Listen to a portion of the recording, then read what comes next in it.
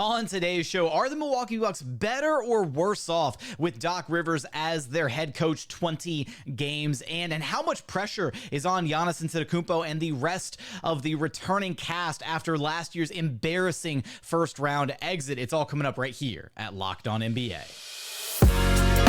You are Locked On NBA, your daily NBA podcast. Part of the Locked On Podcast Network, your team every day. What's up and welcome to another edition of Locked On NBA, the biggest stories with the local experts. I'm your host, Jackson Gatlin, also host of Locked On Rockets right here on the Locked On Podcast Network, your team every day. Now, today's episode is brought to you by Nissan.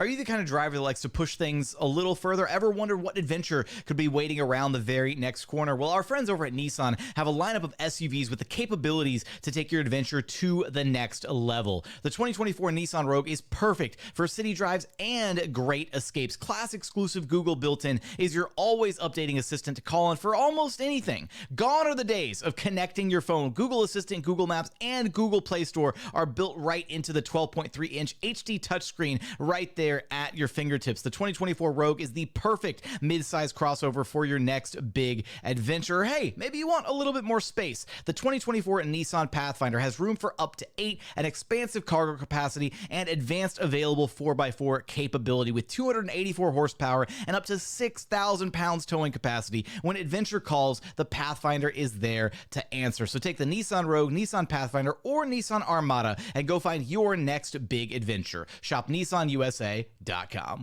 Joining us now is the host of Locked On Bucks, Camille Davis. You can track down wherever you listen to your podcasts and on YouTube. Just search Locked On Bucks. And Camille, last week, the Milwaukee Bucks took down the LA Clippers minus Giannis Antetokounmpo, a huge win for the Bucks. And then Sunday evening, the LA Clippers unable to return the flavor down, missing Paul George and Kawhi Leonard. And yet the Bucks were still able to come out on top 124-117. The win prior to that without Giannis, 113-106. Let's start there. Camille, what did this team show us in that win against the Clippers without Giannis in the lineup? Without Giannis in the lineup, they show that they can put it together, get stops, and make timely buckets. In that first game without Giannis, it was really the Damian Lillard show, and he got a lot of help from Malik Beasley along the way, but you saw Dame take control of that game down the stretch, and in comparison to today's game against the Clippers, where you're seeing the chemistry with Dame and Giannis develop, the first matchup was really like, can you help carry this team? And that's part of why you love to have a Damian Lillard on your team, why you make that type of trade, so that if your top dog is out or maybe playing injured, just not feeling like himself, you have someone else to lean on. And Damian Lillard is really the answer to how the Bucks were able to get the win the first time without Giannis. And he's a big part as to why they were able to get the win today, again, with Giannis on the court alongside with him. They're now 11-9 in the Doc Rivers era. A bit of a rough start, then really hot right out of the All-Star break. And one of the things we've seen some of the reporting, some of the discussion around the team, that Doc was a little surprised at some of the things that they really weren't doing to kind of put Dame and Giannis in better positions to be successful under previous head coach Adrian Griffin. So kind of what's the impact been like so far from Doc in kind of unlocking or maybe stabilizing this Bucks team a little bit?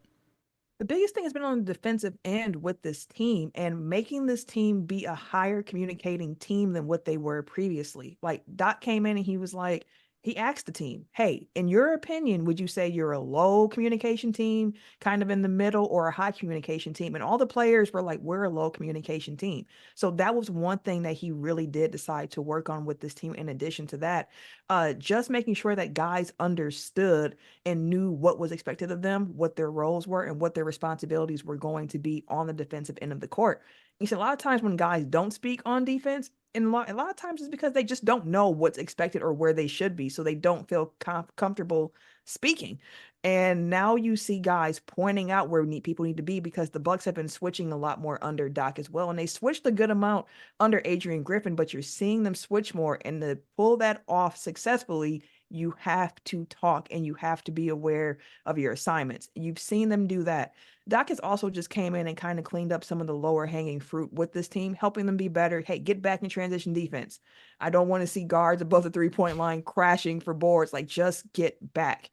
Seeing that effort with them has been a big piece of it as well. They've been better defending in the paint, better with rebounding, just a lot of the little things that you would look at and be like, hey, why didn't you, like, you didn't know to do this before? And it's like, they just needed some clearer direction on what their roles were. And Doc also came in and told guys, like, one by one, here's your role and what is expected of you. And now guys can really star in that role. And one thing that I've loved with Doc coming in, which again, if you would told me in May when the Bucks fired Mike Budenholzer that Doc was going to be the head coach, I would have said, we got Doc Rivers at home. Why are we doing this? But when you see the team under Adrian Griffin and now under Doc, you understand why that is. And one thing he's been really hammering home is that Giannis Dame 2-man game, because he's like, this should be way more lethal than what it is.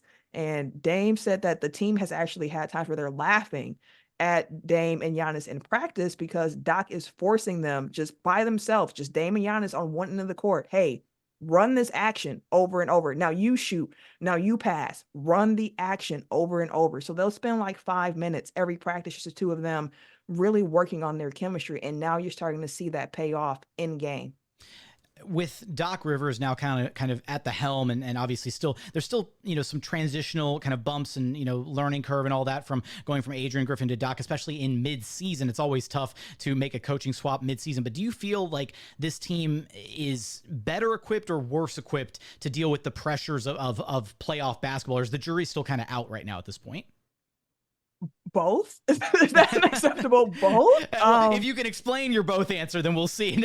We'll see if it's an accept. No, I'm just messing with you. All right, so both. Why both? So both. Because, one of the critiques on Doc Rivers' coach teams is playoff performance, and if he's going to be able to make enough adjustments. At this time, we don't know if that is going to be the case for this Bucks team. We won't know until we get to the playoffs to see exactly how things look.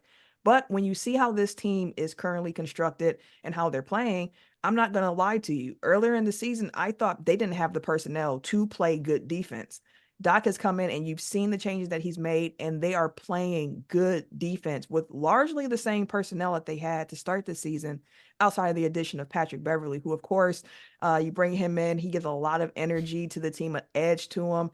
And during his minutes on the court, he is effective defensively, but it's not as if Pat Bev has come in to play 30 minutes a night for this team. It's largely still Malik Beasley, Damian Lillard at the point of attack, and the team has just been more connected on defense. So a little bit of both. I feel better about this team seeing them under Doc than I did under Adrian Griffin, but the jury is still going to be out until we get to the playoffs to really see how all of this comes to be and if the proper adjustments can be made in game time, in real time.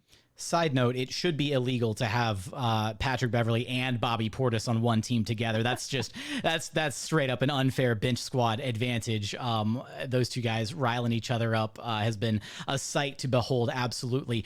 Now, when we talk about postseason basketball, we have to kind of address a bit of the elephant in the room here, which is obviously Doc Rivers has had his postseason struggles.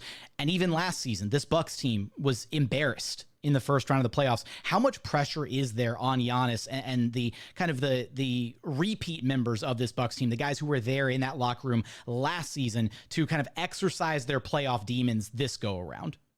I think they know they're playing with pressure, and they've mentioned that throughout the season, where coming out of the break or around the break, I can't remember exactly the right time frame there, but it was mentioned that Giannis said, hey guys, like, let's focus on now. Like, we know where we're trying to get to, but we need to have fun and live in the moment now. If we're just worried about the final destination, like, we're not going to actually get there. Like, we have to put in the time, enjoy the steps day by day, but they are fully aware. And that's the thing when you're playing with expectations. You can even feel it within the fan base of the Milwaukee Bucks, where for large stretches of the season, there were fans saying, like, I'm not having fun watching this team because I don't think they can win a championship, which is a complete change in mentality for Bucks fans after the championship. Before that, you think of the Brandon Jennings years where it's like, hey, we can make it, we can be an 8 seed. Like, that's a successful season.